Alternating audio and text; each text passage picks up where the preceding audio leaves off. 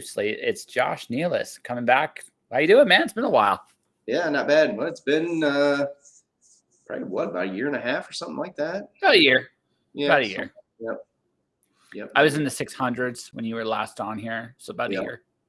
Yep. Where are you at now? You're 884. 884. I knew you were getting close.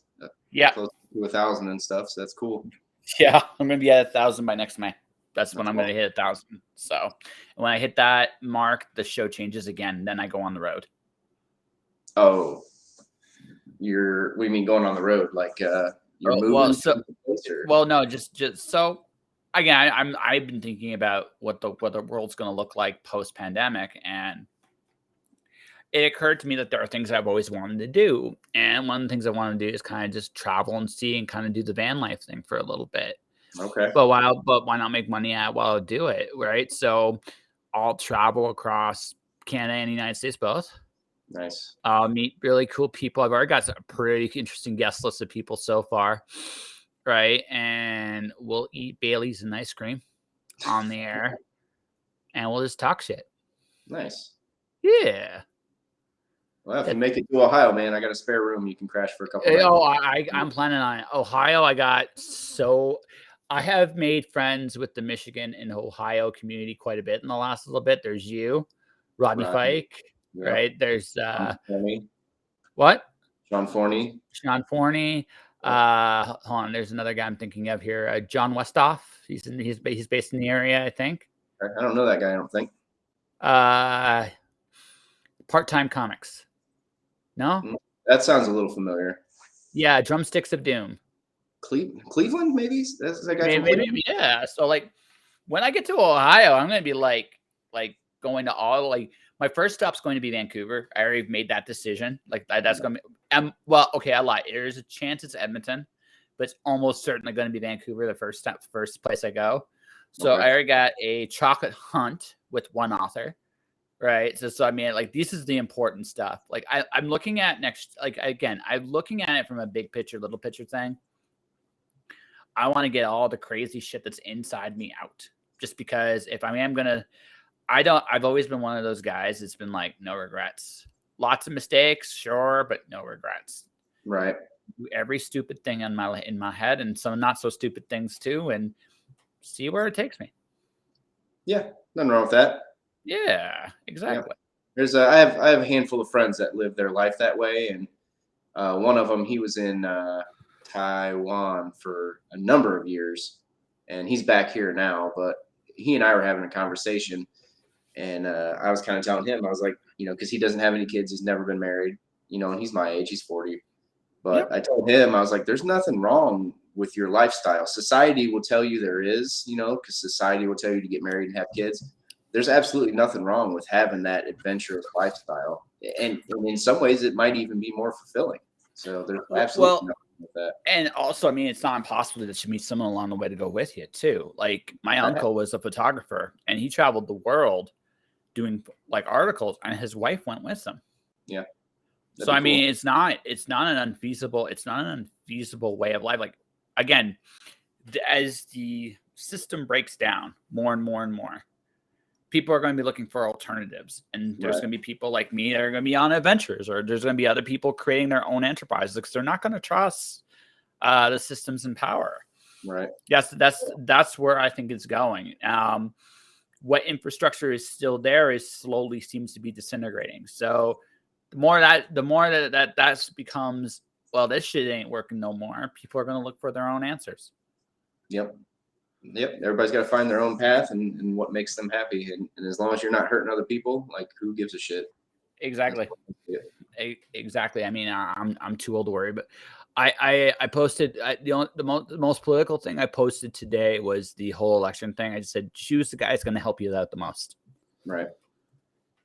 Because I don't know what else to tell you. There's nothing else I can really say. I tend to subscribe to George Collins' illusion of choice methodology quite a bit. But that's it. And beyond that, what about then the rest of it? What can you control? What makes you happy? Right? What does that look like? And really, who cares what anybody else thinks?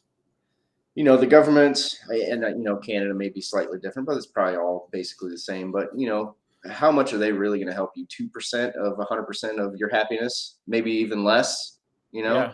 So it's mostly on you to figure it out. Yeah, exactly. Yeah, there's no magic secret to it. It's you're here. One day you're not going to be here no more. That's it.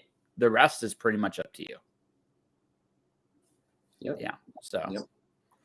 but yeah, man, what we've been up to, like, since we last chat. I mean, obviously been working on comics, but like anything cool and interesting, you want to talk about? Yeah, I mean, it's hard to remember what all I've come up with since the last time we spoke. I've probably written a couple novels since then. Nice. And I think I was talking about Turkey Sharks 1 last Yes, time. you did. Last time that was your thing. Yep. So we're on Turkey Sharks 3 right now. That's on Kickstarter. We're 6 days into it. So I set my goals at 500, but we're almost to $1,000. Yep. So we're doing all right. It moved a little bit slower than the first two so far. The first two took off real quick, and then of course it kind of tapered off towards the end. But this one's it's picking up a little bit of steam, so I'm happy with it. We had a con the other day. Well, it was a video game convention down in Columbus. Rodney Fike was there. Yeah. And because he worked on Turkey Sharks 2, he did inking for the Wildcats variant. Nice. So I remember I've been so busy that like 2 days before I messaged Tina and I was like, "Aren't you guys going to be at Torg?" And she was like, "Yeah." I was like, "Okay." So I put up a graphic for a double signing because when you're in the same spot, you might as well hit that hard. And we sold out of all those copies that I brought. So I mean, I still have more. I wish I would have brought more with me. I was surprised. I was like, I cannot believe how quick this is moving. So oh no, like, I mean, I lost your audio. there it goes. So there, am I back? Can you hear me? Yep. Okay. So the thing about comics is that, I mean, there's this. How do I put this? They're cheap, even if they're raising costs. They're still cheap, and Yep. people can be entertained by them over. Oh, you're gone again. No. Goes. There we go. Come on, don't argue with me, microphone. I'm going to intimidate you with fear. With fear. Justin I learned this. Oh, Justin Trudeau. Oh God, yeah, don't. Mr. Our favorite leader or something. At least in some places he's so loved he leaves so fast, but that's neither here nor there. But no, with comics, it's one of those situations where I think, like, I look at comics and I look at board games in particular, and video games in particular. Mm-hmm. Especially in tough times, those are like, we're looking to escape into other worlds. And I think there's a golden opportunity for a lot of people to do. Heck, I got my first comic work coming out probably early next year. Nice. Yeah, we're right, at least working for somebody else. Yeah, so I wrote a script. I got put, like, in a little zine. I got my first illustration credit since we last talked too. So I'm a published illustrator on top of a published writer. So it's like, who the hell knew, right? Right. So, and I say all this because, but again, I'm creating escapes, creating experiences that are a lot cheaper than people who may not be able to afford to travel much far, or not be able to go to different places or do different things. And so you look at those things and it's just like, they're a great deal. And on top of that, I mean, a convention, depending on, especially if they're not big conventions, they're cheap to go. It's a good experience. You take kids out for a day, meet some cool people, doing some amazing things. Suddenly, bada boom, you create a fan base out of nowhere.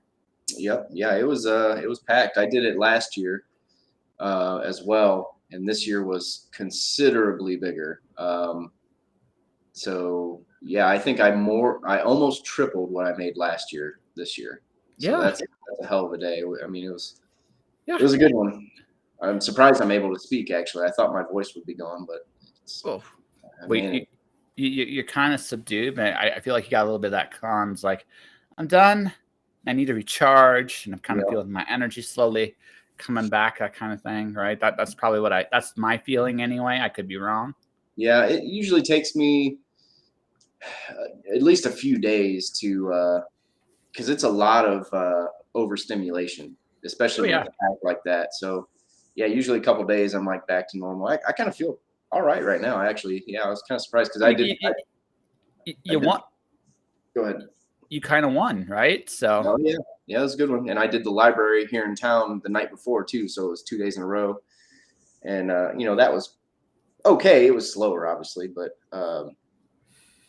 so yeah, just when you get all that stimulation, when I'm a single guy, I have my kid here half the time, so really half the time I'm here by myself, just pecking away at scripts and stuff. So it's usually quiet. So when I get in an area for a whole day that's like super loud and lots of people, it's a little bit nerve wracking, but it's cool. I enjoy it. there's an energy to it though too, right? So when you're at a con, let's say it's a con's 2 days for sake of Mhm. argument, right? Or let's say even a 1 day con, you can kind of you ride the energy of that con for like a day.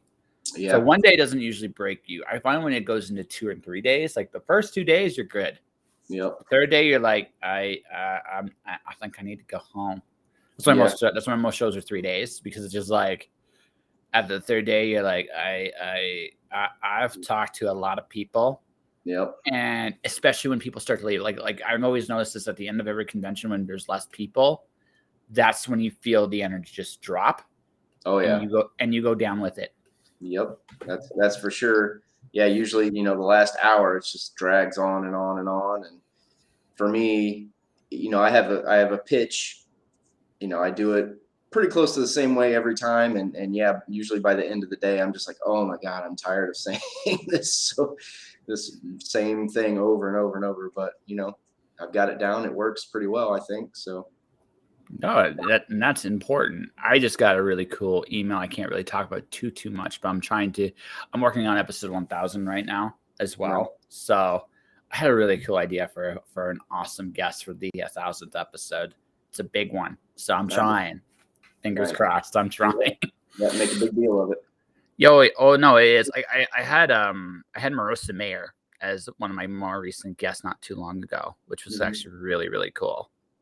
Yeah, I think I saw because she's a writer, correct? She's a YA writer, but she's a #1 New York Times bestseller too, Yeah, right? So I she's remember done. seeing you talk about it for sure. I think Yeah, no. I might have saw. Did you put some clips on TikTok too? Yeah, I haven't put the clip on TikTok yet. I haven't gotten to her yet. Like Okay. that'll be probably about a couple weeks away. But Okay. I do have a very special Christmas clip because our first conversation did not go well. Technology decided to go to Mm. like give me a giant bird. So what ended up happening there was a moment in there where there was Marissa, myself, and my doppelganger. There was a frozen version of myself on StreamYard. It's like I've never seen that before in my life. That's funny. So some people randomly are going to get that at Christmas time. Nice. Yeah. It's like, here's my Christmas card. Merry Christmas, guys. So, but yeah, she was cool. I had a lot of fun with her. I enjoyed everybody I chat with. Like I just posted Chad Perkins's interview up. He was fun. We got Yeah, we talked, I'm friends with that guy, and I've talked to him a couple times. I don't think I've ever met him in real life. I think is he from Michigan? yeah, he's from Ann Arbor. Yeah, yeah. So that's not too terribly far from here. That's what about an hour and 45 minutes from here, something like that. So Yeah, no, basically it's for you. It's a drive up 75, and you take 75 to 94, if I'm not mistaken. yeah, there's a couple different ways to go. Yeah, but something like that. So yeah, it's not that far. I know I've driven by it. I've been in it once because I got off the exit at the wrong exit or something. So I mean, it does do its thing. Like it's not that far. Ann Arbor is like a very nice area compared to well, Detroit. The suburbs of Detroit are nice, but Detroit inner city is not Mm. so nice. So Yeah, it's one of the it's got its areas, that's for sure. definitely no, it definitely does, and it's so. But Ann Arbor's very, in comparison, is very nice, and yeah, next time I'm in the area, and that's one of the reasons why I'm almost certainly going to go east. My family's based in Detroit, right? So Oh, okay. yeah, so when I do get on the road again, I'm definitely going to say hi to people. There you go.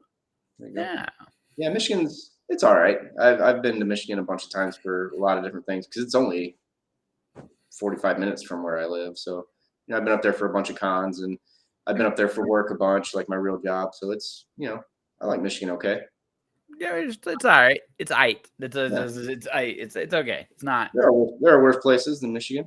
There are worse places. There are better ones too, right? It's kind of Yeah. like it's all right, right? Yep. So, but I was just in Wisconsin the beginning of last month for a Packers game, and Wisconsin and Michigan are, I mean, they look identical. I think pretty much, it yeah, they was look almost the same. Wisconsin and northern Michigan are the same weather. Southern Yeah. Michigan doesn't usually get as bad as Wisconsin does, but yeah, Yeah. they look very alike. Like you have to get to the Dakotas to first just see something notoriously different, and that's just flat, like really flat, right? Yeah, never been to the Dakotas. I've been to, so I when I was like a kid, my grandma picked me up in Tennessee, and we drove to Colorado. So I kind of remember like Kansas and all that was pretty flat. Missouri, but Colorado's cool. If you've never been there, I've been there a handful I of haven't been to Colorado yet, but I also have a reason now to go there. I'm friends with a band that performs there, so I'll be definitely times. checking that. Again, my goal next year is to do like as many little crazy things as possible when we get to the summertime. I might Mhm. spend the winter time. I'm also a dual citizen, so I have the advantage of being able to go back and Oh, forth cool. without any real hassles. Coming back to Canada is going to be a bigger pain in the ass than going into the States for me. So, um, Yeah, you got to but make sure you're fully vaxxed and boosted, right, to get back into Canada. not anymore. They're done with that here too now. Finally, there's it's just a pain. They how do I put this?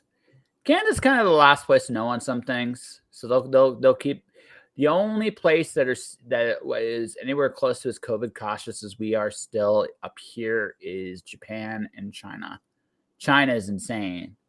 Yeah, they should.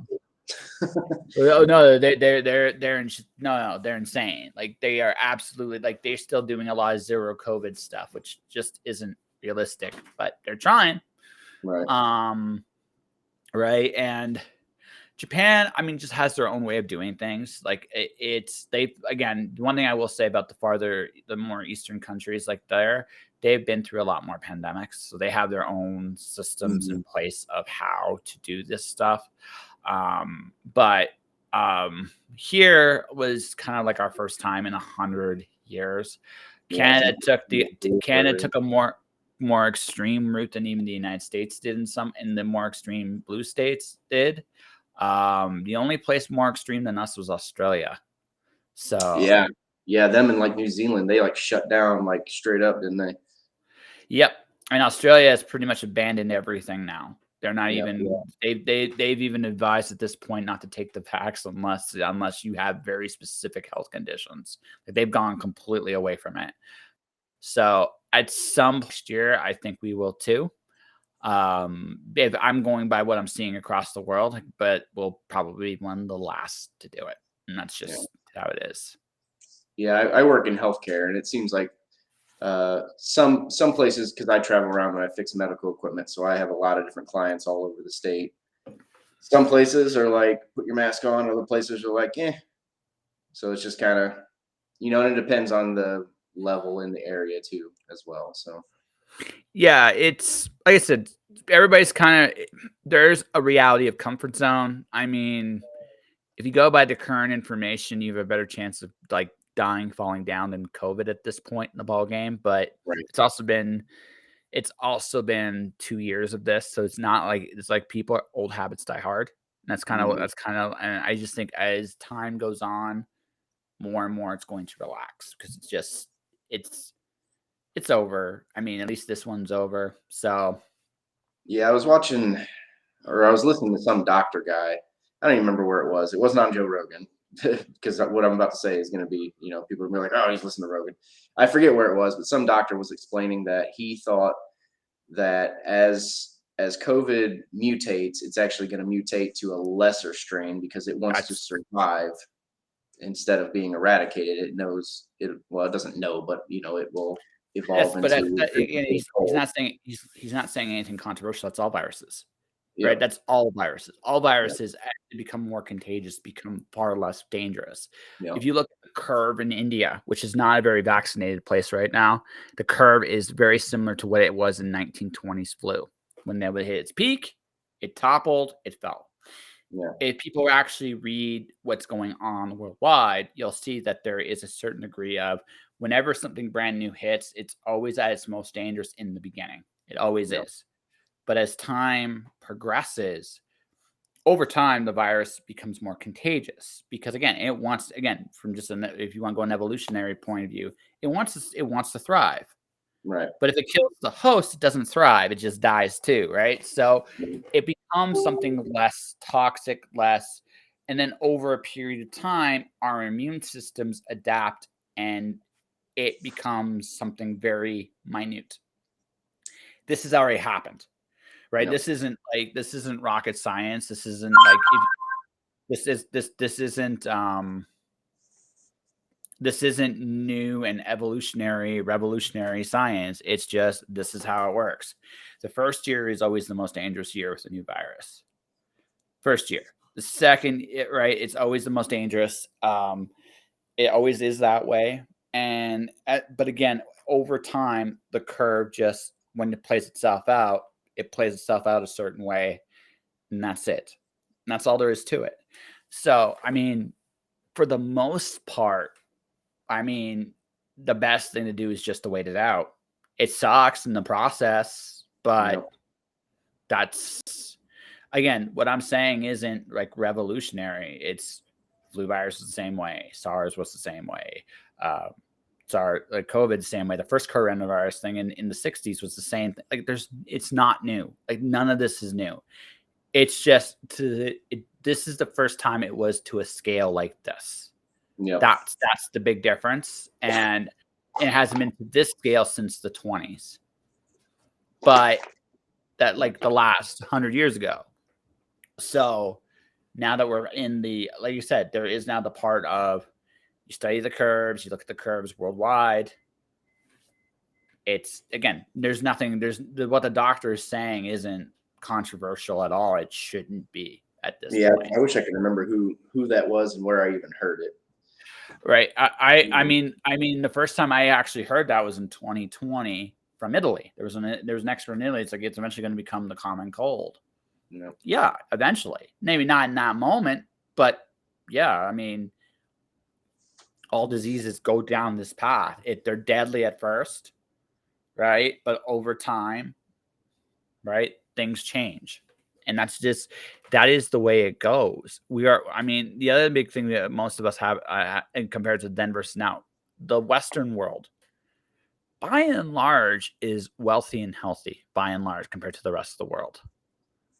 So we have the immune systems, we have the nutrition, we have the ability to adapt quicker. Countries that are poorer go through harder times because they don't have those kind of resources. right? That's just how it goes. Yep. Some guy sitting in Borneo fishing for some kind of trout, and all of a sudden he gets the sniffles, and 2 days later he's dead because he has no idea what even happened. So, Or yeah, maybe. Or I mean, it depends on. I mean, there are other factors that, but I mean, that's the thing. Like there are.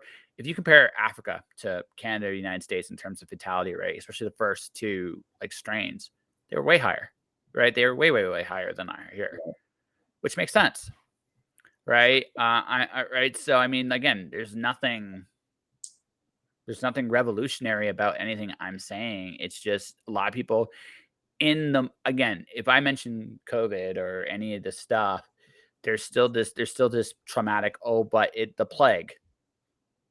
COVID, like the disease, the virus is going to be around for the foreseeable future. Just the way it right? Yeah, is.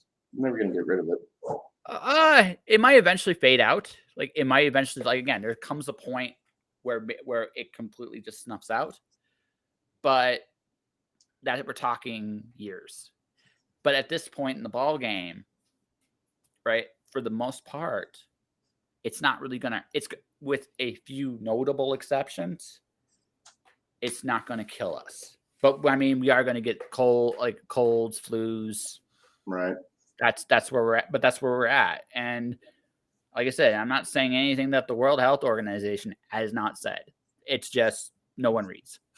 I mean, really, this is the longest conversation I've had about it in months, probably. I mean, nobody's even really talking about it anymore. Not that much. I At wish. least not here. I wish. I wish. I wish. But that's where it's dying. Like most of the world has moved on. Like it has. It really has. I think as we roll into 2020, we're gonna have other problems next year that people are gonna forget about this. That's what's gonna happen. People are just gonna forget and move on. And I mean, I don't want to necessarily go down that road in this conversation because that's a depressing one.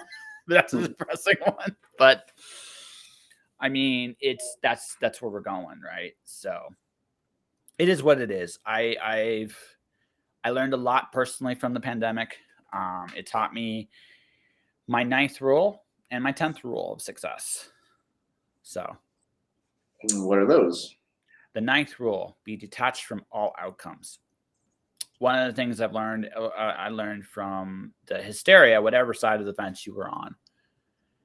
If you fall in love with an idea so much, if you buy an idea completely and you attach yourself to an idea, it's almost impossible to convince you to change your mind. Yep. So, right. So if I attack the idea, and if you're so attached to it, you will think I'm attacking you when I'm not. Right. And that's human nature, because that's like wired from back when we were Neanderthals and stuff. Because if you see a wolf that tries to bite you, now you know that the wolf's going to try to bite you, and you're hardwired to not mess with a wolf. That's not the greatest example, but that's kind of how that works. So yeah, we weren't wired for super deep thought like a lot of us do. We're wired for hunter gatherer and all that, and survival. So that's why a lot of times it's hard to change your mind once you've really made it up. Well, it's understanding the nature of the idea you've bought into, right? Mm-hmm. It's understanding, like most people, again, you're told something from somebody that you trust, you believe it. Right. But sometimes you have to take a step back and look at the idea they're presenting. Is what they're doing actually correct? And that's something that as human beings, once we've bought into an idea, we almost never look back and do it. So the only real defense against that is be detached from all outcomes. If you're detached from the outcome of any idea you have, it's easier to pivot away from those ideas, which is ultimately a healthier way of being. Because if you do that, what happens there is you now are able to change your mind. You still might need to be convinced a little bit, but it's no longer an attack on you. It's an attack on the idea. And that's a huge difference. Go ahead. Right. Anytime I form an opinion on something new, like something I didn't know about, typically I will go on Google or something and research the opposite view.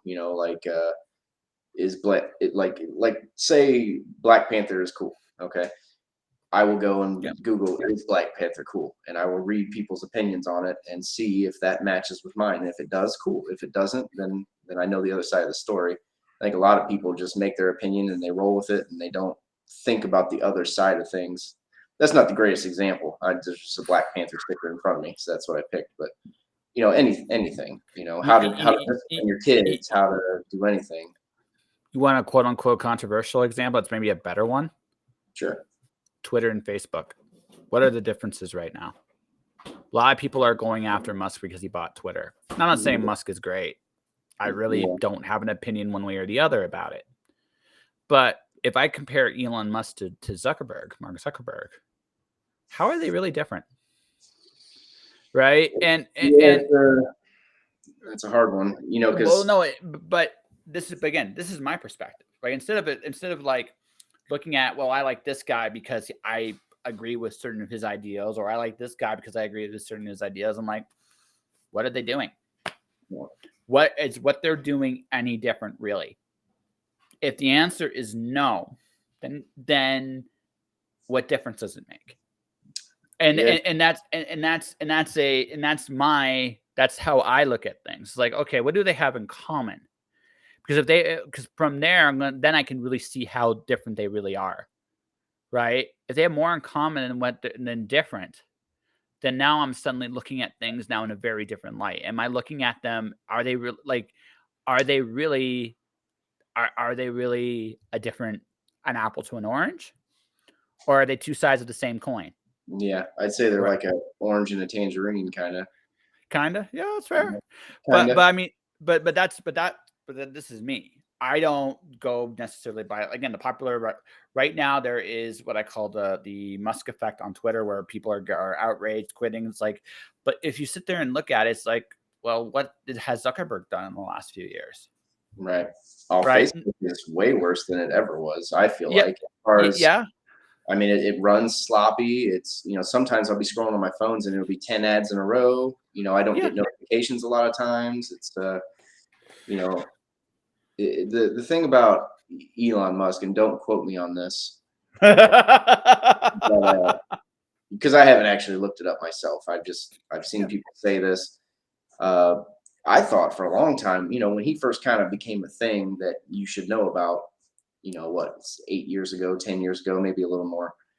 I remember seeing some interviews and I was like, this guy's really smart and all that. But then you learn that, like, he didn't like create Tesla. He like bought into it or something like that. yeah, oh, yeah. SpaceX, he bought into it. So when you hear that, you're like, well, maybe he's not this like brilliant inventor, because that's what I felt like he was coming off as, like some genius that Sure, like came up with all these great ideas. But then when you hear he just bought into them, still smart for buying into the right thing, but he's not Tesla, like Nikola Tesla.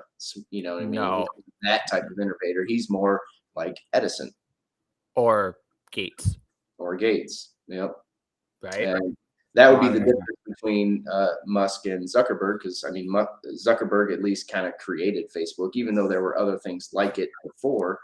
He still created that specific company, He and, created the IP. He created the IP and the platform for where it was today, right? and also But I will stick with that. MySpace is the superior uh, platform at its height. I will die on that hill every day. do, do, Um, do you know what I miss from MySpace? Legit, the music. You can get like the little tune that comes in with the intro. you know, I love it. Like, I love having your own theme music on your page. I think that was such a cool idea. the But personalization I loved about that. I yep. actually like half-ass learned how to like type HTML and read the HTML just so I could make my own page. And so I mean that I learned a lot from MySpace, and I thought overall, like I said, it was better than Facebook ever has been, in my opinion. When Facebook initially came out, I liked it because it was simpler. Like the thing about MySpace was it was super cluttered, Right. right? And it was just like, that's part of its charm sometimes. But honestly, I like it. Facebook, especially in the beginning, looked way more polished, right? So, um, back in our day, and then God, we're both old. Shut up, clouds. But I mean, but back in our day, it was better. Like, you found more stuff on Facebook. You got more. Again, people just slowly went there and they stayed there because Yeah. it was a good system a long time ago. But now you look at it, it's like, okay, so I got a Facebook warning because I used the word cracker. It's like, Mhm. right, as in Ritz cracker, not the racial term, but Right. that's what but then I got a warning. I got a warning for the word cracker. So I mean, I That look kind at of face. stuff is super irritating. I got banned for 48 hours, I think, and then of course I was like restricted for like a month for posting. I ordered a bunch of my books in, and I had a stack of them, and I took a picture of the spines that had the name of it, which is Cocaine Stripper Stronghold. I posted that picture and said it's in. I just said now in stock or whatever, and like instant, I like 2 seconds later I was Yeah. banned for 40. I was like, what? And then there was one time. This is the problem with their algorithm in a nutshell. On Minecraft, are you familiar with the game Oh Minecraft? yeah, yes, I am. It's Yeah, it's digital Lego. That's what it yeah. is, folks. I built a pyramid, a really big one. It was awesome. And I posted a picture of it because I was like, hey, look, I built a pyramid. And one of my friends was commenting. He was like, oh, it's a nice pyramid. And I was like, yeah, it was really easy. Egyptians are stupid. You know what I mean? Like, so I was clearly being sarcastic. And I think I got a 24-hour ban for that. I was like, what? I was kidding, clearly, So it can't recognize when you're being, sarcastic versus actual hate speech. So that's an issue, I think. Well, I think censorship is a problem. I mean, that's that. Like, I think it's in general. I don't think that any of these social media platforms should be doing it like that. Especially if you look deep into all those platforms, you will find offensive shit everywhere. Right. If you look for it, you will find it. And it's just like, and this was in the heyday of the misinformation stuff too. It's not like this was new. It's just like, it's been there for a long time, right? Yep. So it's kind of like hypocritical to have a social media platform kind of just do this. So like I said, I kind of, that's the one thing that is my one hope with Twitter, but we'll see. Like, yeah. we'll see. I still remember what Musk did with one of the Bitcoins from crypto. He pretty much crashed it by just one thing he said. So, yeah. I mean, that guy, if he decides to pull the plug, will bail. That's the one thing about him. I half think that because now he was forced to buy it, I half think he's going to crash it just so he can write it off as a failed business. And he has other reasons for buying it. Like, this again, it's not advertised exactly. A lot of people, again, it's how a lot of people see it and perceive it. It was weird how that worked because they tried to resist him buying it. Mm-hmm. And when he actually gets see, then it's like, no, you're buying from us, right? It was one of those weird it's one of those corporate psycho little tactics going on there. He paid a lot for it. He paid. But again, if you look at his fortune, it's still nothing to him. That's nothing to him, right? Right. That's like me buying one of these comics. Yeah, exactly. Like, is it it's one of those situations where I feel like when I look at that, honestly, it's just like he bought it because of the nature of where social media and big business are tied together. That's why he bought it. I do think Twitter's going to be just fine. Honestly, I don't know what it's going to look like in a year, but I don't see it dying just yet either. I do think all of these social media platforms have a death knell. At some point, I do think Twitter will eventually go away. Facebook also will die. I think Facebook's on its way out, in my opinion. I think TikTok is crushing it so hard that it's going to destroy Facebook. And then of course there'll be the next thing that destroys TikTok. So yeah, and that's how it goes, right? That's how it all goes. Now, like I said, in the States, it's interesting how it's going to be interesting to see how the free speech stuff's going to dictate where those companies go in the future. Yeah. Precedents were set this year. More of them will be set next year. I don't know if the social media is going to be able to do some of the things it's been doing for the last couple of years illegally, but we'll see. Like, it's one of those situations where, again, you just look at it honestly, like you can watch what's going on.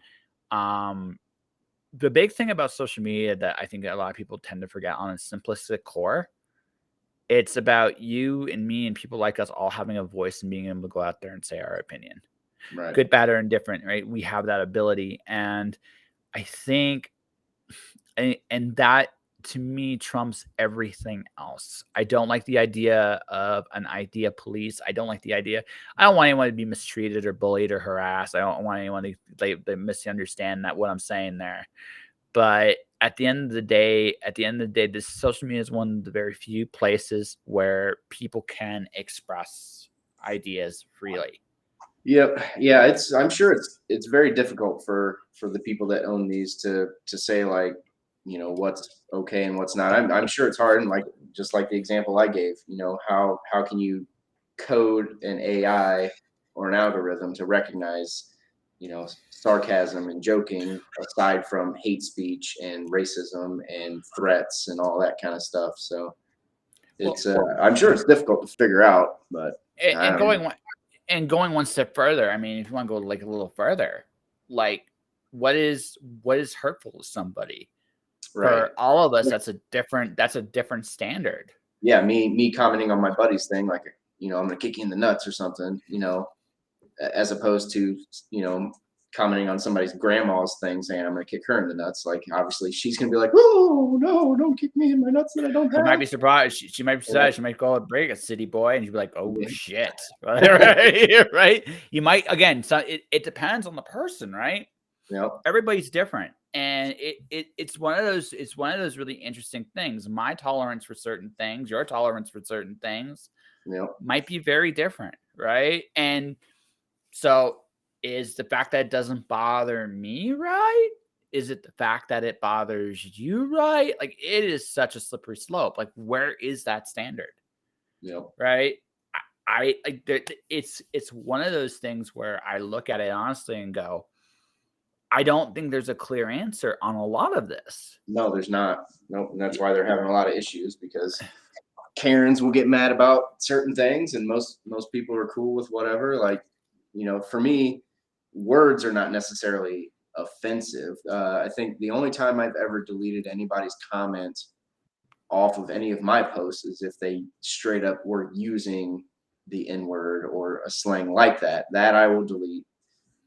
But typically, if, Yeah. if it's an opinion I disagree with, like, I'll leave it there for everybody to see. They said it, own it. Yeah, well, that's it, right? There's an accountability with that. You know, And there's I mean, life is I mean, there's always a risk of getting hurt in life too, you know, right? And the question then becomes, did the person mean it? Right? So again, this gets very complex very quickly, and rules change all the time to yep, boot, yeah. right? To boot. Every couple years, there's a new word you're not really supposed to say, or Or it's definitely different.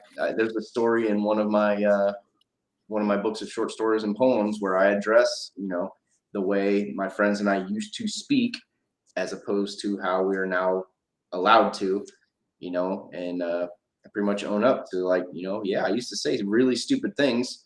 Now I've learned that that's not okay, and now I don't say those stupid things. So it's a growth process. and sometimes too, it's just a different era, different time, right? You know, That's the other thing too. Some things you can say today you couldn't say back then. There are other things now back then you could say no problem. You can't say them today, right? right? Because everything evolves constantly. But again, it goes back to something I say. So what is hurtful? And that's a very, very tough question, right? All I can do with people is if I realize I am crossing a boundary, when I realize it, I should stop. Right? I should stop. Again, I'm not Mhm. in this to hurt people. Make you think, sure, but not really to hurt you.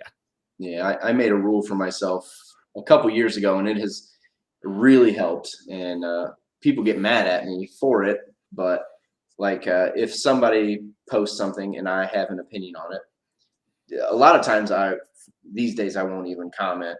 But if I do comment, I will put a disclaimer at the beginning or end.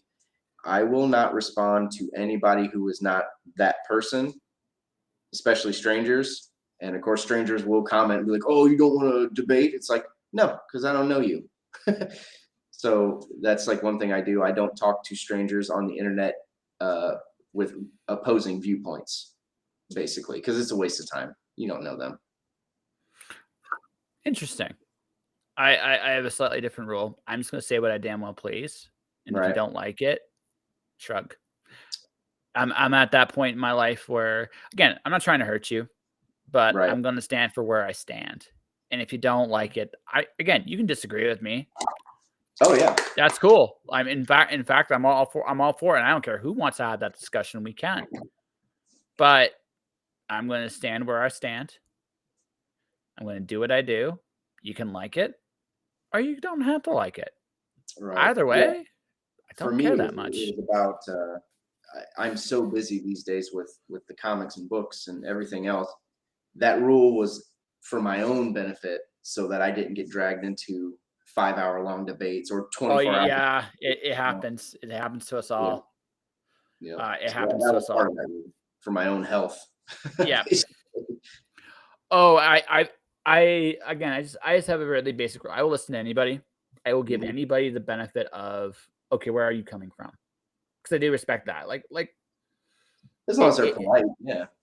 yeah, as long as they're not personally attacking me, I don't care. You can Yep. say whatever you want to me, right? I disagree with you. Cool. Why do you disagree with me? And and hopefully they have a good reason, Right. right? Sometimes I'll agree with them. Sometimes I'll hear them out. Other times I'll disagree with them. But I give everybody the opportunity to speak their case. Yeah, it's hard. There was a debate several years ago, and this was like one of the last straws. A guy said something, and I said, "That's not true. Here's, like legitimate an article explaining why what you just said is not true." And then 2 comments later, he repeated the same thing as if it were still true. And it's like, dude, I literally just showed you that that was not true, and you just, Rule 9. Remember what I yep, told you about Rule 9? yep, Attack the idea, you attack the person, yep, right? yep, And I posted, like I said, I posted today what I posted, and it's interesting. Now, most of my comments when I do say something like this now get silenced because I will answer people. That's the other thing too. This is why I answer people sometimes because I'm not necessarily interested in changing your mind. What I am going to show you is where I'm coming from, and that's it. right, And that's me. This is where I'm at right now. I'll show you where I'm coming from. If you believe me, great. If you don't, you don't. But at the same time, you're not going to be able to get away with this easy here. And if you show people, all right. So, but at the same time, I also realize too, there's a cognitive dissonance. If someone's so attached to an idea, there yep, is no. Again, I'm not necessarily interested in changing your mind. That's not what I'm going to do. What I am going to do is if I know for sure what I'm talking about, it's where I stand and where I understand it. I'm going to shatter any illusions you have as to why I think the way I do. And that's it. yep, I'll shatter the illusion. But it is time consuming. And when you got shit to do, yep. You yeah, have, yep. you don't have People, time to. people change their mind when they're ready to change their mind, more or less. Yeah, sorry. That's what it comes down to. Like people have to look for it. Like it's. I was asked. I did ask me anything today, and goes, how would I you? thought I saw you posted that. I didn't read any of the comments, so Yeah. I So think one there of were the like questions. two when I saw it or something like that. So Yeah. So I just said, ask me anything. I'll answer. I got another one. I got to answer when we're done. But one of the questions that's like, what books would you recommend for people to get really started in educating themselves? I'm like, I don't necessarily have a good answer to that because there's no magic book that's going to make somebody like want to be educated. yeah, Right. yeah. Right. Educated how? Like in what way? You know what I mean? Like, Exactly. Well, yeah, exactly. Right. That's the other thing too. It's like that's such a broad. It's yeah, like that's broad. What books really get you started on the path? I'm like, I don't even have a good answer to that one. I just yeah. don't. I Right. mean, I just first thing that like pops in my head is like 1984 or like Animal Farm, but like, those are. Are you trying to be educated in politics? Or are you trying to be, what are you trying to learn there? well, again, if you're trying to learn, like if you're trying to learn independent and free thought, for example, Right. if you're already looking for answers, you don't need a specific book. Yep. You've already taken that first step. So I never told you rule 10. So I'll give you rule 10. It actually ties Yeah. into this. When in doubt, have fun. Yeah. That's a good rule. That's a very good rule, right? Yep. I tell So my kid something similar. He's 7 and he hates school, which I get because I hated school. But I tell him, you got to make the best of every situation.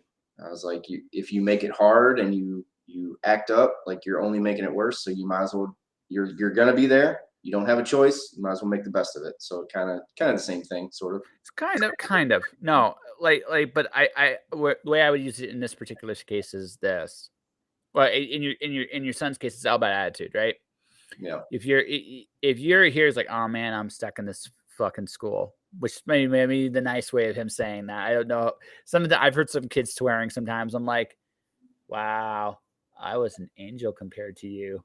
What He the hell? almost. I forget which game we were watching one of the Packer games several weeks ago, and he almost dropped an F bomb, and he caught himself. And I looked at him, and I almost started laughing. because I'm sitting here. Can I curse on here or no? Yeah, you can curse all. Go right ahead. Yeah, I'm sitting here like run the fucking ball and all that, you know. And I forget what he stood up and he was like, "Oh my foot," and then he caught himself. It was so funny. He's your boy. I almost was gonna let him. I almost was gonna say like during the Packer games you're good, but now I was like, I better not let him do that.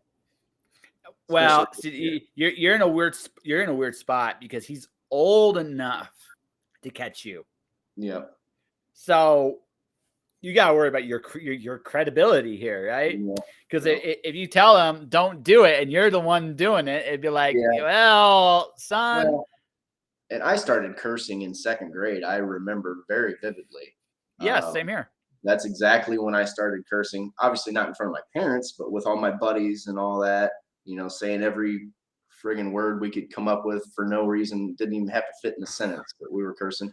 We were smoking cigarettes in 2nd grade out in the woods. Okay, that was hard to do. So the place I lived in Tennessee was like an up and coming, like they were building houses all over the place.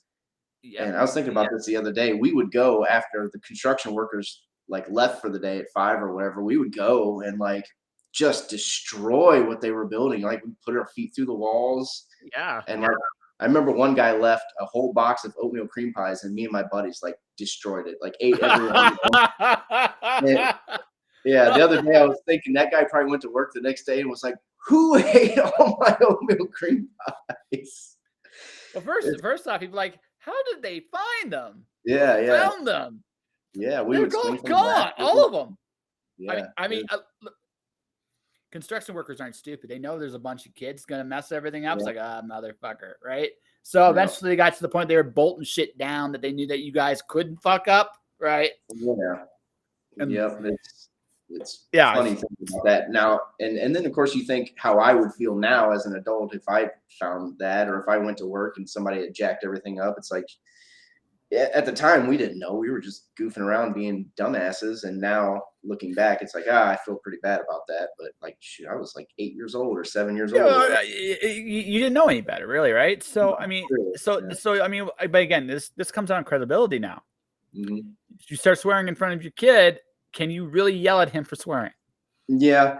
Well, he knows. I've been trying to decide like how old am I just going to let him say whatever he wants around the house? You know, this girl I dated back in the day, her parents would let us curse, and you know we were like 15, 16. They were like, you guys can curse here. So I'm thinking like, when he gets around that age, I think my sister cursed around our family and stuff when she was like 15, 16, something like that. So might be one of those things. It's like, all right, happy birthday. You can say fuck now.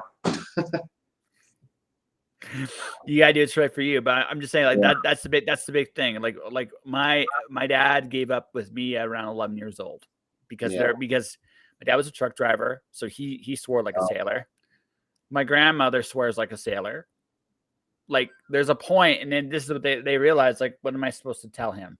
Don't swear, especially when you consider the schoolyard, the play. Again, I'm not telling anybody what to teach their kids, but I mean, there's also the reality too of they're around it far more than you realize sometimes. Yeah, and that's one of those other things where it's like, you know, if you open your mind to free thought, it's like it's just a word. I mean, it's the N word and slurs like that are different than saying like, look at this fucking guy over here on the swing set. You know, that's two totally different things. So in all reality, you know, curse words are more emphasis on a sentence or something like that, or an emotion. So is that really that bad as opposed to a derogatory remark? I think, it's, stuff like that. Exactly. Like that's the thing. So I mean, it's one of those realities of the situation. It's like, I mean, but by the way, Packers suck this year. Dude, I'm gonna form a drug habit. I'm going to. Listen, man. I'm a Lions fan. I was really happy Sunday. my son was at that game with his mom and stuff, and I have him tomorrow. I haven't seen him, but I know he was probably upset that they lost. And it's just I'm beside myself, and I'm a shareholder, so I'm in a group with a lot of other shareholders, and we're all just we don't even know what to say. Well, It's no, it's simple. You got to rebuild. That's it's where you're something. at. That's where you're at. That's the reality. Yeah. The team has so many problems. I blame the GM because ultimately he's the one in charge. He put the team on the field, but coaching is bad. The players are playing bad. I actually think the defense is playing as good as they could really play. I mean, they gave up only 15 points. Like, you can't score 15 points in the NFL. Like, you're doing something wrong, and Yep. they've got a lot of issues. They got a lot. I'm gonna go with this. The fact that you guys don't have an owner that you answer to Yeah. Well, probably plays a role too. there's a president. There's a CEO. Kind of, but I mean, it's not quite the same thing, right? So Yeah. I look at it. I look at where you're at. Like, I think what they should. I was watching today, and I actually agree with this. I think you trade Aaron, find a way to trade him, and you start The season's lost anyway. You might as well. Well, you can't trade him because the trade deadline's over. But Well, no. I mean, I mean yeah. next year. I mean next year. Like, what I would honestly do, seriously, is I would sit Aaron down the rest of the year, and I'd start Jordan Love. I have thought about, they should maybe, and who knows what Aaron wants to do. I think, is this Jordan Love's fourth year? I can't remember. If it is, that means Third or third or fourth. fourth. If it's his fourth, that means next year's his fifth year option as a first round draft pick, which means they either got to pay him a bunch of money or trade him or cut him. But So I would be fine, in 3 or 4 games if they lose all of them, which they probably will, because they're bad. I would be fine letting Jordan Love start the last 3 or 4 games just to see if they got anything with him. I don't think he's anything, and he gets a lot of hate, and it's not necessarily his fault, but he was a bad draft pick. I mean, that's just as of right now, at this point, he is. I see. I don't know if I can agree with you, because it's not like he's had a real chance either. Right. Yeah. He's only started one game. But think about where they would be if they would have drafted like a receiver or a pass rusher or. I see. I don't think he'd be that much farther ahead, to be honest with you. Yeah, it's all up in the air. It's a well, no. I just think the reality of the situation is this: he's getting older, Rodgers. He's getting older. He has probably a couple really good years left in him. But his contract is 2 more years after this, I believe. Yeah, he's got a couple more years left in him. He'll be 40.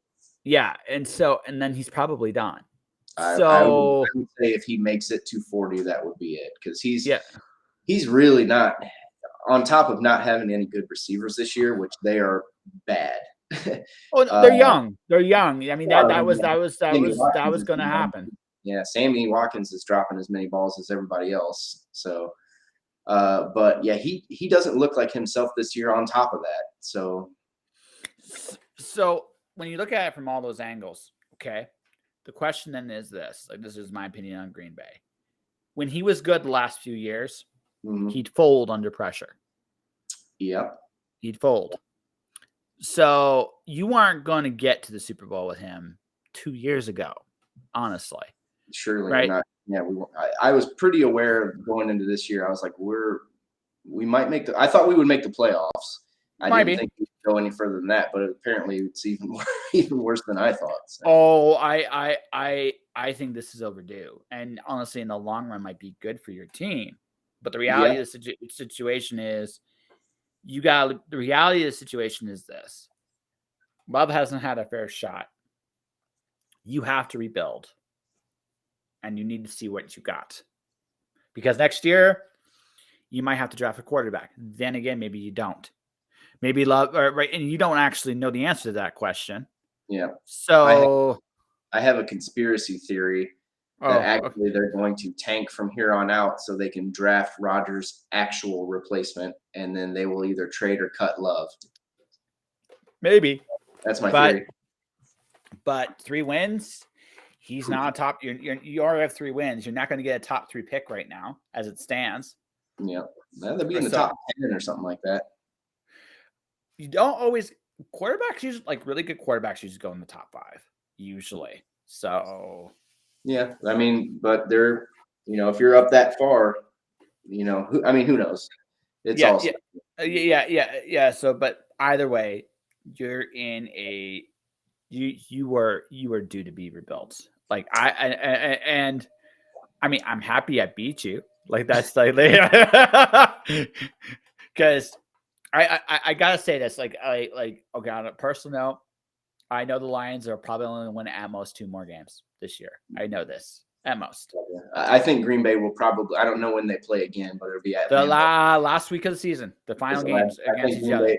Well, I mean, you never know, but I think Green Bay will probably beat them there. I was telling a couple people in the shareholder thing. I was like, just beat the Bears and like You're leave not. the You're not rest. going to beat the. You're not beating the Bears. I You're think not beating. You're I not think going to beat. I don't remember if it's at Lambeau or at Chicago when they play. I honestly don't think you can beat the Bears. You might not at this I, point. I Justin Fields. I mean, I don't know if you watched it. They turned. They again. They're playing a lot better. Like Yeah, they're playing a lot better. And even though I don't think again they're not going to make it this year, no, they might next year. They might, right? So I mean, I don't think I think the only easy matchup you got is Detroit in the last week. You got nothing easy left. no, I no, You because got nothing. they got the Cowboys, the Eagles, the Titans, the Bears, the Lions, the Vikings.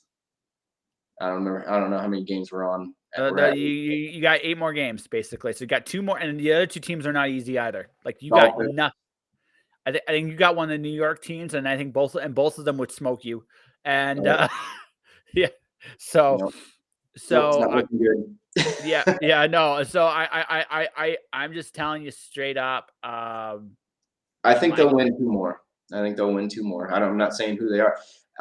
It would thrill me if they beat the Cowboys because as much as I hate the Bears, I hate the Cowboys just as much. So Yeah, it's they probably will not. But it's you at can't, Lambeau, so you never know. And Mike McCarthy's coming back. Might be a little added inspiration for Rodgers to light it up, but it's going to be. dude. I want to give you a hug. You're gonna have to suffer a lot for the rest of this year, unfortunately. Well, and it's kind of okay because now like I'm prepared for it. So like this Sunday I'm doing another Comic Con, and I was gonna leave early so I could get back and watch the game, the Dallas game, because it starts at 4:30. But now I'm like, well, if it's busy, I'll just stay. Yeah, and I would look for excuses to stay. I you don't know, think you want to watch that yeah, I'm game. going to. I mean, I'll catch. I will only miss like an hour of it at most anyway. But still, I was like, well, yeah, if there's still people buying books, I'll just stay. Because Green Bay's, I mean, they're done. They're not making the playoffs. No, they're not making the playoffs. And really, how bad do you want to see their Dallas defense eat your offensive line? I mean, they're going to eat you, dude. Yeah. I mean, that's It's the first game I ever went to at Lambeau was Rodgers' first year as a starter, and they played the Cowboys. I think it was a Sunday night game, I think, and I don't remember the score. It wasn't too terrible of a loss, but they did lose. Like I was like 27-23 or something like that. yeah. Yeah, I was pretty upset that I drove 8 hours and spent all that money to watch them lose against the Cowboys, who I hate. Yeah, next year the Cowboys will suck, but this year you're gonna have to deal with the fact that they're good. So Yeah, yep, yeah. We were at the Patriots game where it went into overtime. That was my son's first NFL game he ever went to. I took oh him up to wow, Lambeau. cool. Yeah, it was Cool. a blast. We had a lot of fun. And I tell people, even if you're not a Packer fan and if you're going to go to a game, go to Lambeau. I've been there twice now. It's really cool. No, Lambeau's a fun place. Yeah. From what I've seen, it's a fun place. Everybody has a good time. Everybody is super nice. I mean, Yeah. really, really nice. So it's a small town. It's not that traffic isn't even that bad, which is cool. You could park on the street. I didn't even have to pay for parking. I parked on the street like a mile away. Free parking. Yeah. It's Yeah. awesome. Again, they don't give a shit, right? So it's football town. They know exactly who they are. Yeah. We probably should talk about your comic in a little bit more detail. Actually, before we get there, I am asking, comic book wise, are you reading anything that makes you excited right now? I have been so damn busy. I have a stack on my table right over there. What is it? Gwenverse number 5, which is the last of that series. I liked what I've read the first 4, and I liked it quite a bit. I want to read the end of it, and then I've got the Gambit series that just came out 1 through 4 sitting over there as well. That I have not had time to like sit down and read it. No worries. The last book I read was The Ones, Brian Bendis's new book that just came out from Dark Horse. Okay. So I love poking fun at the Chosen One concept, like what the Chosen Ones are. Okay. Right? Yeah. Okay. I think I did see that was out or something. So there's that, and I'm reading Miracle Man. I was looking for a single solo Marvel book. I found it. It's Miracle okay. Man. That's what I'm going to be reading for the next little bit for them. That's cool. Yeah, I got my son. So the one comic book shop that Sean Forney did the Vanish for, that Donny Cates book that he did that cover, that Flying Monkey. That's like the comic shop I go to because it's right on 23 going into Columbus, and I'm through there at least once a week. But yeah, I took my kid in there and bought him Moon Knight #1. It was like red, black, white, and red or something like that, and he loved it. So I got to get the other. It's a 4-issue thing. I got to get the other 3 for him at some point too. So my kid really liked that. So that's out there. Yeah. Any Kickstarter boys? Like any Kickstarter books you really into right now? I'm trying to think what I've backed recently. I believe I backed Rob Maltari's Snowpaw 2. Yeah, I think it was. I can't wait for that one. That was the last one I backed. So Ed Davis's Immortal Era 7, I think, is one I of the. want to get into that. That's going to be the series I get into next year. It's pretty cool. Ed's a really nice guy. Yes. He and I have talked numerous times about this and that. And he works. I appreciate when I see people hustling and giving everything they've got. That's what makes me want to get behind them and their books. Yeah. So, and those 2 guys specifically are right on. Sean Forney and Rodney Fike are the same way. I back Rodney's Pitter Patter. I don't know if he's doing another one, but I hope he is. My kid really liked it. No. So Rodney, no, I'm a big fan of Rodney personally too. I'm going on his show this week. We're going to talk about. I did a football special with him right at the start of the season, so we're going to actually talk about where we were right, where we were wrong. Yeah, I'm a genius because I picked Miami, and I'm a dumbass because I picked Denver. So, yeah, boy, what a what actually doesn't make me. It's keeping me my sanity is the fact that the Raiders suck too, and I don't mind the Raiders, but I'm mad as shit that Devontae chose them over Green Bay. So the fact that they're having the issues they're having is actually keeping me karma for you. It's like a little bit of karma. It's when a guy gets traded or cut and they go somewhere else and have success, that's friggin' fine. Totally fine with that. But when they choose to leave, it's like, fuck you, buddy. I hope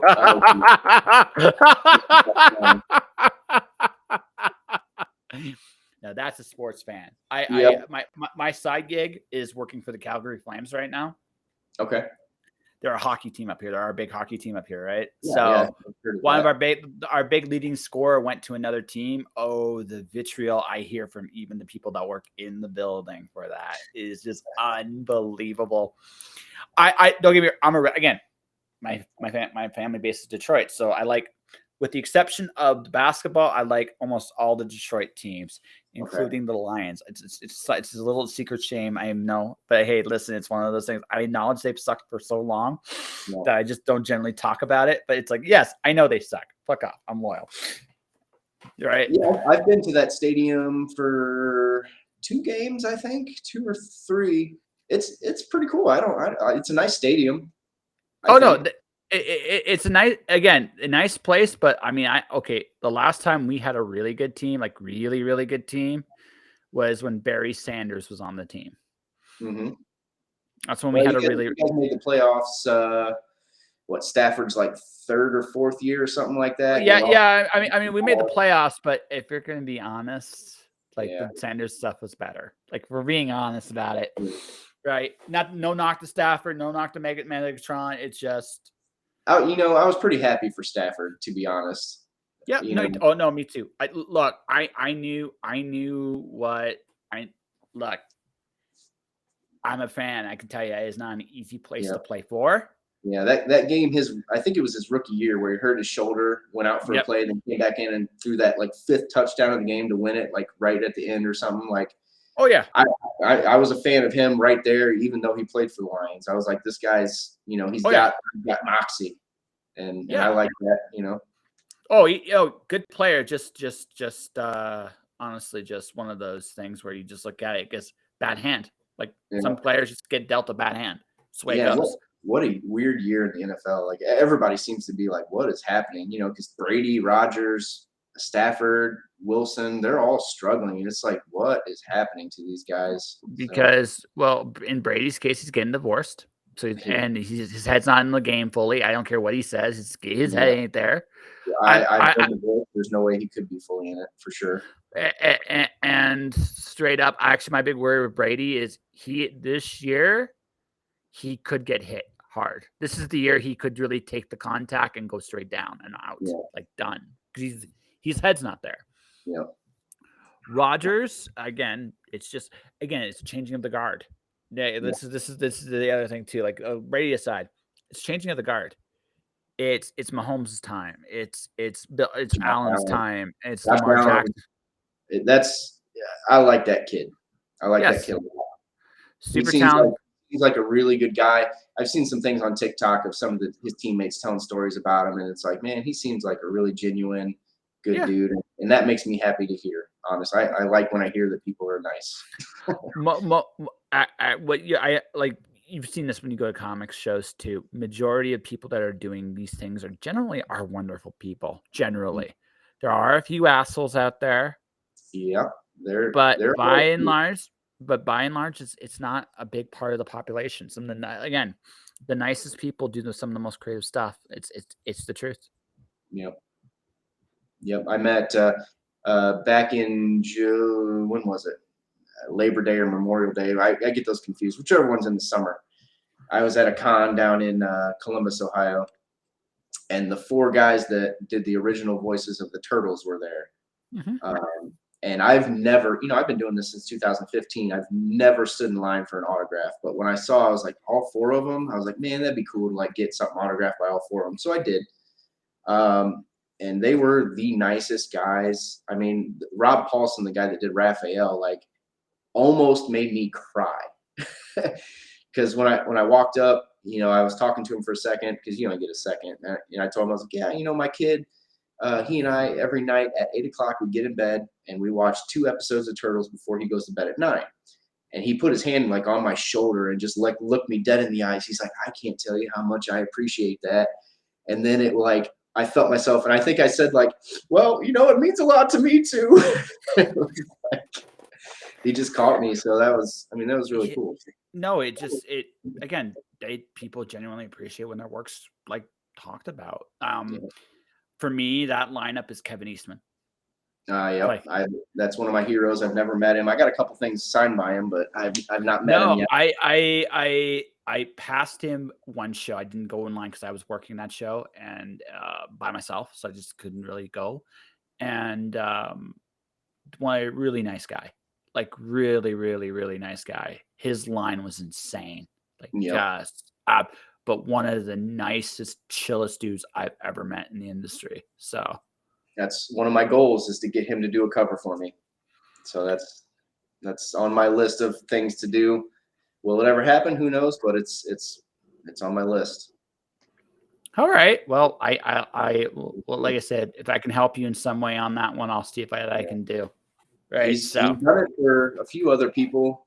I'm sure very sparsely, but I mean that would be a dream come true for me. So that's because people ask me all the time like who would you want to work for or work with in comics? And of course, Stan Lee is gone.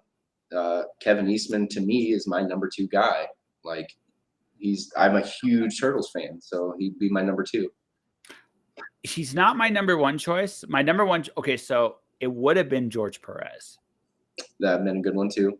Yeah, he seemed like such a genuine, nice guy. I never got to meet him, but met him just once. Interviews and stuff. Yeah, met him once. I actually interviewed him, and so I won't give you the full story. I just gave my first impression of him. So he's drawing Zatanna. No, yeah, it's Zatanna. for the comic book legal defense. That's where he's in the comic book legal defense booth. He's just drawing, and I'm about to. I just introduced myself, and he goes to me, and I will never forget this for as long as I live. Do you think Zatanna should have a top hat? I am never going to tell George Perez what to draw. Ever. It's like, it is one of the only few times I ever did this. What do you think, George? And he had this like it was fun because he did this a couple times. I just watched this about him. He had this thing where you could see the impulse to do something was there, and he'd wrestle with it for just a second before just making his decision one way or the other. He's like, she's got to have a top hat. Okay. And it's like, what are you going to, I'm not telling George Perez no. It's like, what am I supposed to do? Right. No, he was legitimately one of the sweetest people I've ever interviewed. Like legit. Like he was a genuinely good human being, legitimately sweet. I wish I had another opportunity to meet him, but I was grateful for the one I got. And that's really what I can say about it.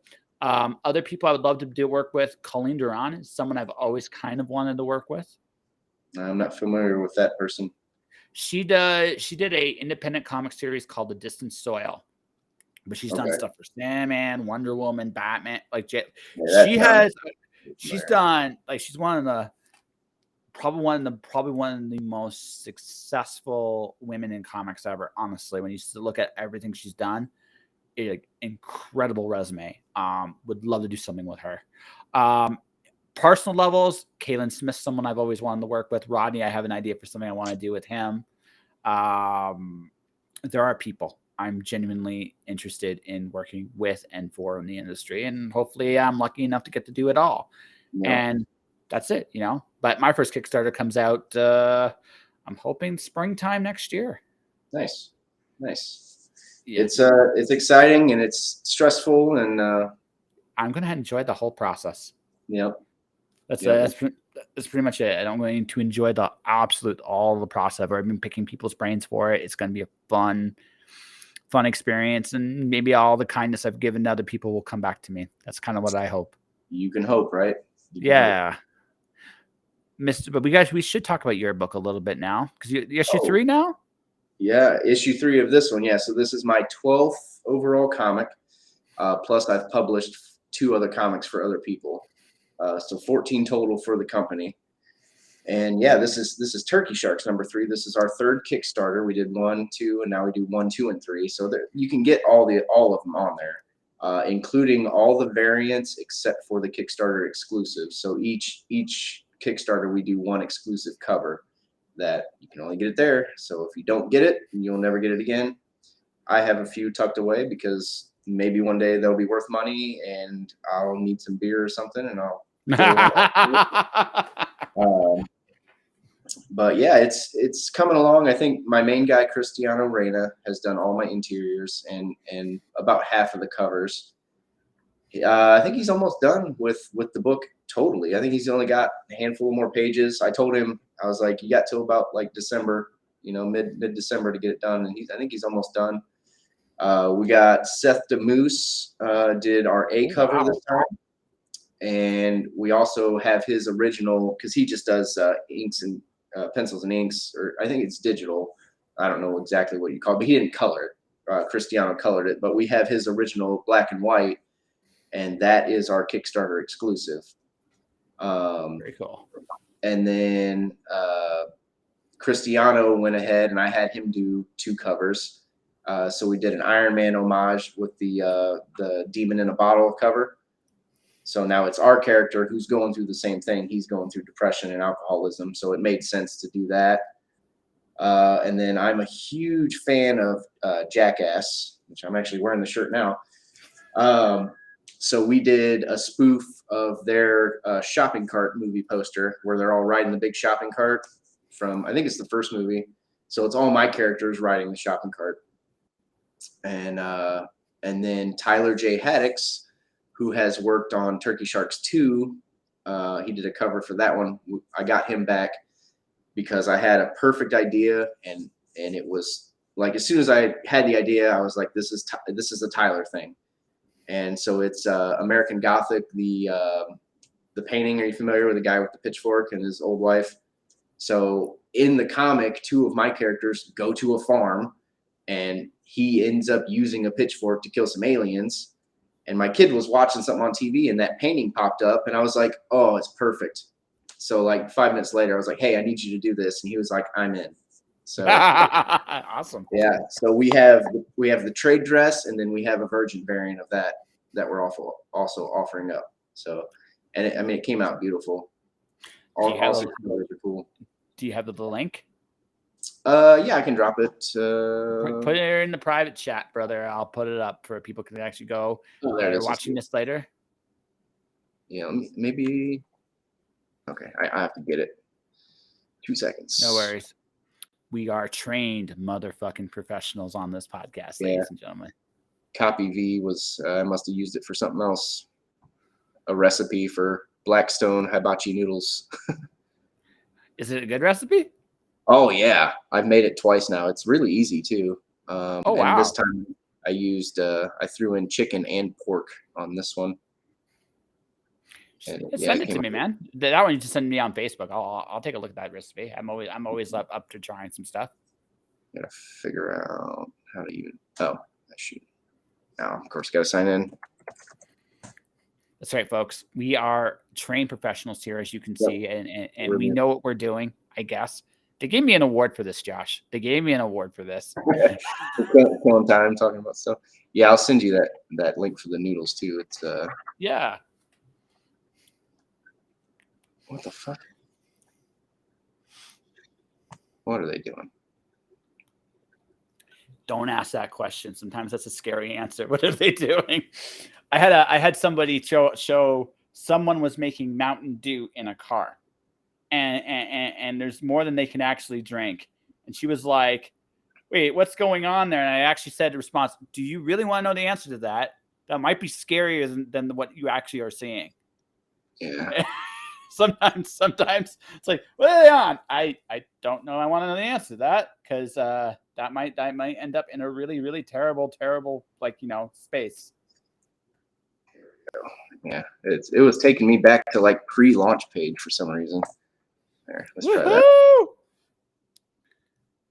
Yes, folks, I am a trained professional. I get to try to copy all of this. I gotta pretend to know what I'm doing. Right. I almost know what I'm doing, ladies and gentlemen. Like I said, I have the link there. You should definitely check out the Kickstarter. Turkey Sharks is going on now. Do you know when's the last day of the campaign? December 1st is the last day. So November 1st to December 1st. So we're 6 days in. We're almost to 900. We're $2 short of $900. So my goal was 500, and that's just I do it that way. That way, worst case scenario, I can get at least enough to pay for my time to get everything set up and everything, and that because I come out of pocket on my books, My real goal for this one, we did 1,600 on the last one. I would love to hit like $2,000. Would be friggin' perfect. So that's can really I? I'd like to be. I want to ask a question. This is something. This is just also partially for me. Mm-hmm. Dustin Burnell gave me the advice that my first campaign should be small. Okay. Right. So I kind of see why you're doing it. There are definitely benefits to it. Right. At the same time, right, and this is something I've realized with other creatives with their projects too. Right. Part of the reason they hit bigger money sometimes is they do set bigger goals. Yeah, you've done 12 books. Like this isn't a case of you've done this for a bit now. So why do you still set your goals so small? Because I've only done 3 Kickstarters basically so far. So I do plan on, and I've hit all of them so far.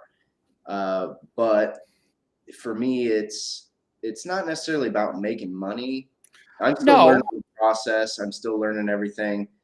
But really, just in case something were to go wrong, I know I'm going to get 500 for sure. I mean, that's almost a guarantee. I would be really bad to not get that. But Yeah, I don't know. I have thought about raising it on maybe like the next one up to like 750 or 1,000 or something like that. I think you should do 1,000. Like Yeah. I'm being honest with you. If you got like you, I'm gonna put this. You have a following because you've done a few of these now, right? Right.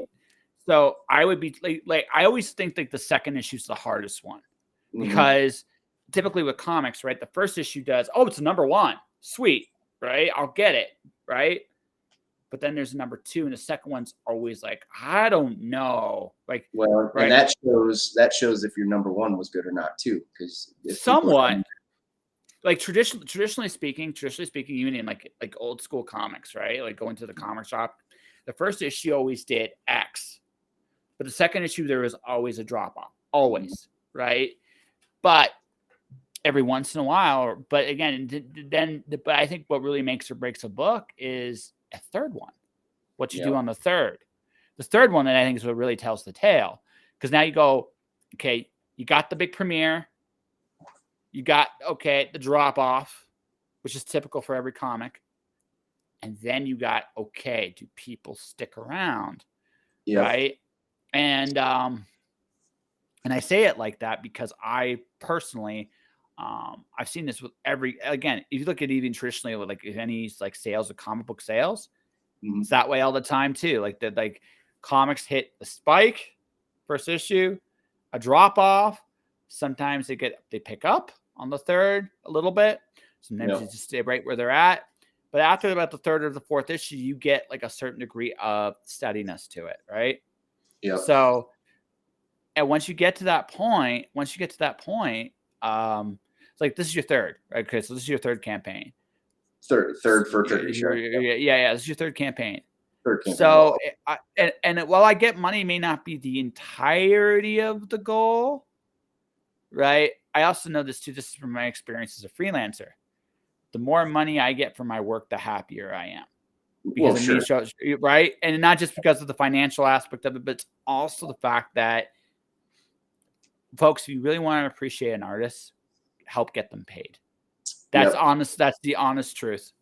So yeah, our first campaign had 24 people, I think. The Yep. second one had 54. So I was really pleased with that. So Oh that was a yeah. 30-person bump. This one I was like, man, I'd love to get like 75 people or 100 or Oh yeah. keep going. Totally. I can tell you right now, of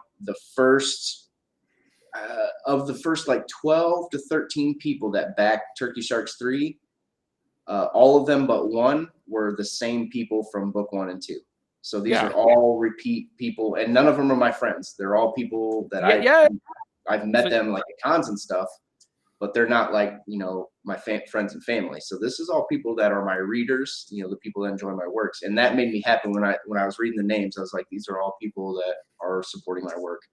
So that tells me that the story must be good enough for them to continue to come back, and that makes me happy yeah. for sure.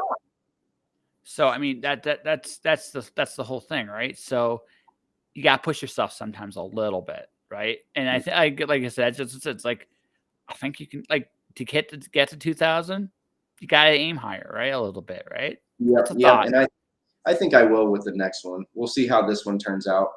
I'm just very pragmatic in this. Even when I go to cons and stuff. So yeah, the con I did yesterday. Was it yesterday? Yeah, it was yesterday. I told my buddy that went with me on the way down. I was like, man, I was like, if I can just do like $200 in sales, I'll be happy.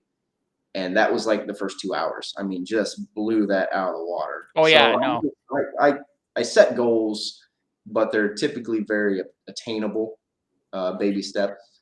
So, but as this process go, I used to set a goal of like $80, for a day show. So now I'm already, in my head, I'm setting goals for 200. So it's since it's mostly just me running this company and writing all the books and Yeah. like I said, I've published for a couple comics for other people. I have to be very careful not to overexpand myself in Yeah, a yeah. lot of ways. There's a fine line, but if you don't push, you never find out either, right? Right, right. That's kind of the catch, right? If you Yep, don't, if you never push, you never know. yep. I'm thinking about, I do a lot of small cons like day shows, and I love those because I can go Yeah, and come back in a day.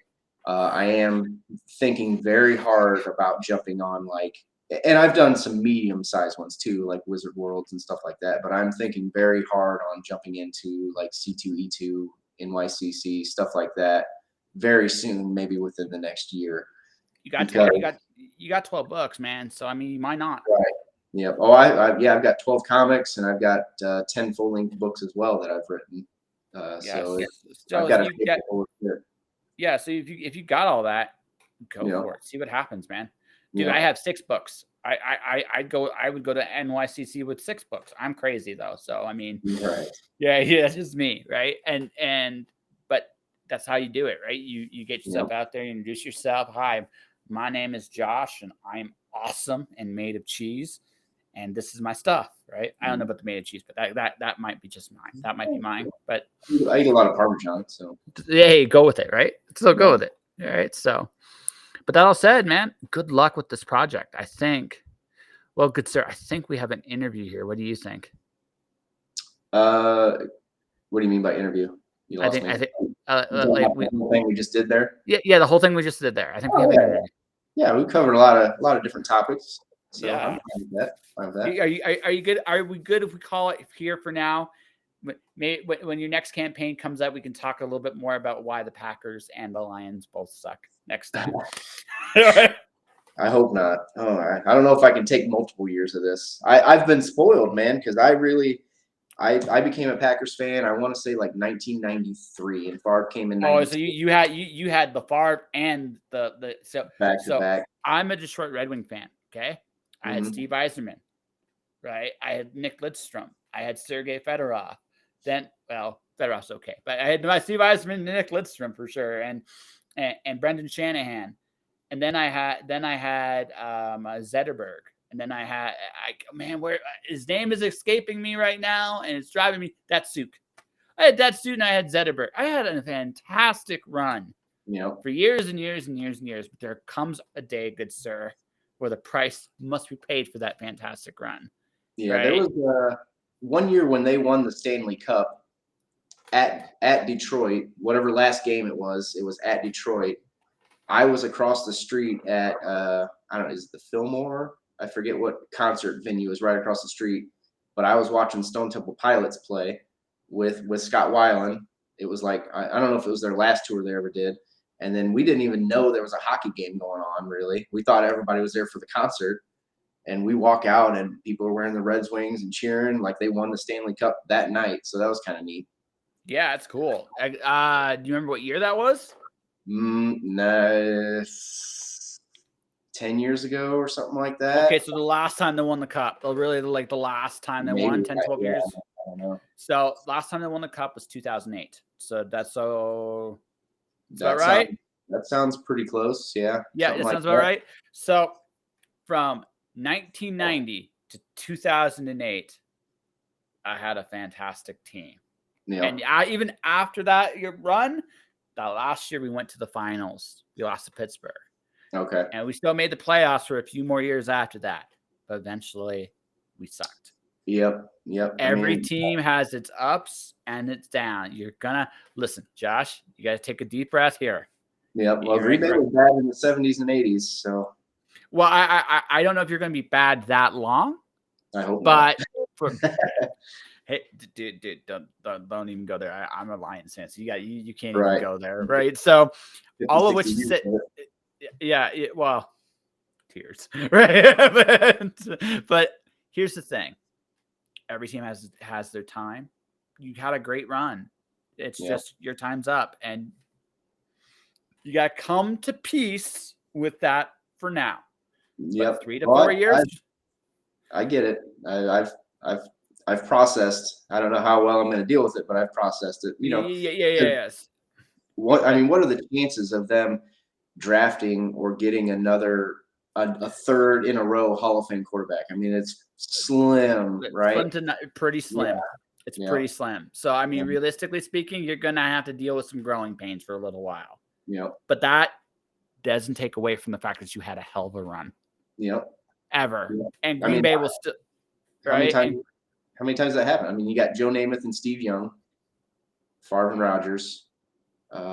Is there another Montana and Montana and Steve Young? Is it what yeah, did I say first? That's what I thought. Namath. Or yeah, I meant Joe Montana and Steve Young is what I meant. Yeah, sorry. Yeah. So I mean, it almost never happens. So trying to think if there was ever another one. You can make the argument for Kansas City right now, kind of. Alex Smith to Mahomes. Yeah, Smith is not a Hall of Famer, although but he does not suck. He did not suck either. So I mean, there's that. There's Tom Brady he took over a pretty good one too. Can't remember who he took. Yeah, Bledsoe didn't suck. I mean, it happens, but I would, like I said, brother, acceptance. You're gonna get angry for a while. You're gonna get a little angry, and it's understandable. Yep. But you also got to accept the fact that every team has their time. I don't want it to be over though. Would you like a hug? Would you like? It's gonna. Get your 7-year-old son. Listen, I just need a hug, son. Like I gotta. Daddy's gonna come. I feel bad for him a little bit because he's really into it now. Since we went to the game, like he actually likes watching the games and he cheers with me and stuff. And now I'm just gonna be like, man, we might be done. You're into So then this is where maybe you got to be a bit of an. I hate to say it, you're going to have to be the adult in the room a little bit. And here's what I mean by that. You don't take his enjoyment away. You accept you got to listen. You got to accept the fact that your team is probably not going to be that good for a while. You just got to accept that. That doesn't mean though you don't have to wreck his enjoyment of it. Yeah. Right. Yeah. As long as he's enjoying it. I mean, does it really matter that your team is, getting their asses kicked? If he's having fun, Yep. Yeah, I guess I'm fortunate where I live. Detroit, Cleveland, Cincinnati. Those are the 3 teams right around here. So those are the most fans. And, they still love their football, even though their teams, for the most part, have stunk forever. So Bengals are kind of trending up a little bit here and there. So I know those Bengals fans actually yeah, so I mean, you got other options. I'm just saying, like, the joy of football can still be in your life. It just may not be Green Bay. I'm just that you're gonna. Well, it's gonna be Green Bay. It's just. Yeah. Okay. Spoiled. All right. So let's do this right. We'll wrap this up. Tell everybody what Turkey Sharks is about, and I'll highlight where you can find it at the end here. Well, Turkey Sharks is my superhero team, like the Avengers, like the Justice League. It's my characters from my previous series all rolled into one. And what's good about that is you get a little bit of each of those series. So you get Ginger Avenger, who is going through depression and alcoholism. You get Stingray, who is hell-bent on revenge. He's a little bit darker and a little more violent. Then you get characters like Pedoman and Kid Friendly. You get Blasphemer, who's my gay Amish superhero, who's kind of a He-Man knockoff. So you get the real life stuff. You get the dark, violent stuff, and you get the stupid and silly all in one book. And it makes a very nice mixture of a lot of different things. All right. And ladies and gentlemen, the link is in the description below. If you are listening to this podcast, it will be on the link below. So definitely give it a click and take a look. And if you like what you see, go definitely check that out.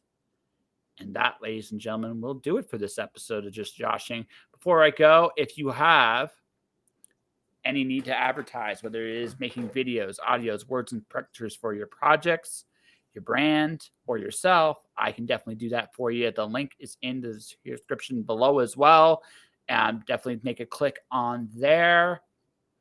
And folks, that will actually do it. I am working on a series tomorrow and Wednesday. So I'm going to be a little preoccupied for the next couple days.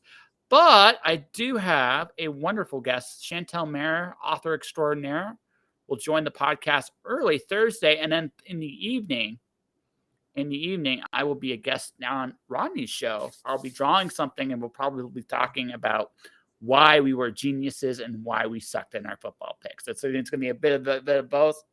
I want to thank Josh for coming on the show for a really wonderful chat. And to everybody watching, everybody listening, thank you for watching. Thank you for listening. Stay inspired. Keep shining in the dark. And I'll see you guys next time.